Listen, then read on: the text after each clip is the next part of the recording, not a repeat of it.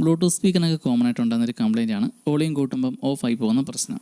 അപ്പോൾ ഇതിൻ്റെ കാരണം ബാറ്ററി കംപ്ലയിൻ്റ് ആകുമ്പോഴാണ്. ഒട്ടുമിക്ക ബ്ലൂടൂത്ത് സ്പീക്കറിനെല്ലാം ഉപയോഗിക്കുന്നത് ഈ കാണുന്ന പോലത്തെ ലിഥിയം ബാറ്ററിയാണ്. അപ്പം ബ്ലൂടൂത്ത് സ്പീക്കറിലെ പഴയ ബാറ്ററി മാറിയിട്ട് ഇതുപോലത്തെ പുതിയ ബാറ്ററി മേടിച്ച് ഉപയോഗിച്ചാൽ മതി.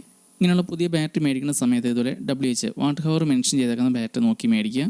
അതുപോലെ കൂടുതൽ സമയം ചാർജ് കിട്ടാനായിട്ട് ഇതുപോലെ 2 ബാറ്ററി ഒരുമിച്ച് പാരലൽ ചെയ്ത് കണക്ട് ചെയ്തിട്ടുണ്ടെങ്കിൽ ബ്ലൂടൂത്ത് സ്പീക്കറിൻ്റെ ബോർഡ് കംപ്ലയിൻ്റ് ആയി പോകും. അപ്പോൾ ബ്ലൂടൂത്ത് സ്പീക്കറിനൊക്കെ കൂടുതൽ സമയം ചാർജ് കിട്ടാനായിട്ടാണെങ്കിൽ പുതിയ ബാറ്ററി മേടിക്കുന്ന സമയത്ത് ബാറ്ററി MAHും ബാറ്ററി വാട്ട് ഹവർ ഇത് 2 മെൻഷൻ ചെയ്തേക്കുന്ന ബാറ്ററി നോക്കി മേടിക്കുക.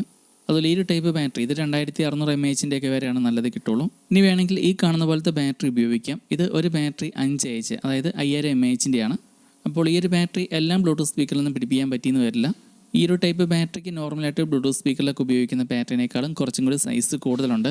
സാധാരണ ബ്ലൂടൂത്ത് സ്പീക്കറിലൊക്കെ ഉപയോഗിക്കുന്ന ബാറ്ററി ഇത് 18680 ഈ ഒരു സീരീസിൽ പെട്ടതാണ്. ഈ ഒരു MAH കൂടി ഈ ഒരു ബാറ്ററി ഇത് 21700 ഈ ഒരു സീരീസിൽ പെട്ട ബാറ്ററിയാണ്. ബ്ലൂടൂത്ത് സ്പീക്കറിൽ ഈ ഒരു ബാറ്ററി ആഡ് ചെയ്യാനുള്ള സ്പേസ് ഉണ്ടെങ്കിൽ നിങ്ങൾക്ക് ഇത് ഉപയോഗിക്കുന്നതുകൊണ്ട് കുഴപ്പമൊന്നുമില്ല. അപ്പോൾ വോളിയം കൂട്ടുമ്പോൾ ഓഫായി പോകുന്ന ബ്ലൂടൂത്ത് സ്പീക്കർ ഇതിൻ്റെ ഒരു ബാറ്ററി ചേഞ്ച് ചെയ്ത് പുതിയിട്ടാൽ മതി. അപ്പോൾ ഈ ഒരു ടൈപ്പ് ബാറ്ററിയോ അല്ലെങ്കിൽ MAH കൂടിയ ബാറ്ററിയോ അതല്ലെങ്കിൽ ബ്ലൂടൂത്ത് സ്പീക്കറിൻ്റെ ബോർഡുകൾ ഇതാർക്കെങ്കിലും ആവശ്യമുണ്ടെങ്കിൽ ഈ നമ്പറിൽ വാട്സപ്പിൽ കോൺടാക്ട് ചെയ്താൽ മതി. നിങ്ങൾക്ക് ആവശ്യമായ ബ്ലൂടൂത്ത് സ്പീക്കറിൻ്റെ ബോർഡിൻ്റെ ഫോട്ടോ ഈ ഒരു നമ്പറിൽ വാട്സപ്പിലേക്ക് അയച്ചാൽ മതി.